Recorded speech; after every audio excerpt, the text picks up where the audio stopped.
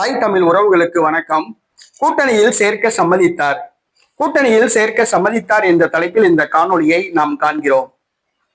Edappadi Palaniswami, OPS, TTV Dinakaran, Sasikala ஆகிய 3 பேரையும் அதிமுக பாஜக கூட்டணியில் சேர்க்க சம்மதித்துள்ளார்.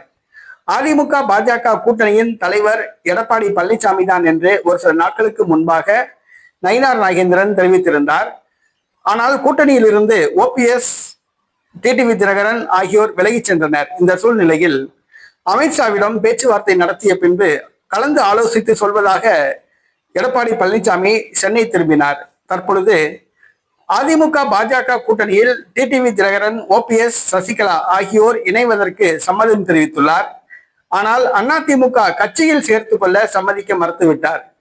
ஓபிஎஸ், சசிகலா, டிடிவி தினகரன் ஆகியோரை அதிமுகவில் சேர்ப்பது என்ற பேச்சுக்கே இடமில்லை என்று தெரிவித்து விட்டார். அவர்களால் அதிமுகவுக்கு எந்த ஆதாயம் கிடையாது. அவர்களை கட்சியில் இணைத்தால் கட்சிக்கு கெட்ட பெயர்தான். ஆகவே ஓபிஎஸ், சசிகலா, டிடிவி தினகரன் ஆகியோரை அதிமுகவில் இணைப்பது என்ற பேச்சுக்கே இடம் கிடையாது. ஆனால் அதிமுக பாஜக கூட்டணியில் இணைக்க தான் சம்மதிப்பதாக சம்மதம் தெரிவித்துள்ளார். அவர்களுக்கு தொகுதி வழங்குவதற்கும் சம்மதம் தெரிவித்துள்ளார்.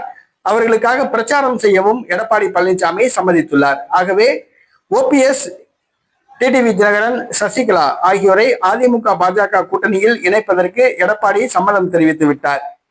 ஆனால் நேற்றைய தினம் டிடிவி தினகரன், எடப்பாடி பழனிசாமி தான் முதலமைச்சர் வேட்பாளர் என்றால் அதிமுக பாஜக கூட்டணிக்கு தாங்கள் திரும்ப போவதில்லை என்று அவர் தெரிவித்துள்ளார்.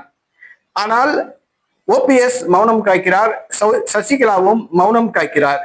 தற்பொழுது ஓபிஎஸ் மருத்துவமனையில் அனுமதிக்கப்பட்டுள்ளார். இன்னும் இழுபறியில் உள்ளது. ஆனால் அவர்களை கூட்டணியில் சேர்க்க தனக்கு எந்த வெறுப்புகள் எதுவும் இல்லை. அவர்களை கூட்டணியில் சேர்க்க தயாராக இருப்பதாக எடப்பாடி பழனிசாமி தெரிவித்துள்ளார்.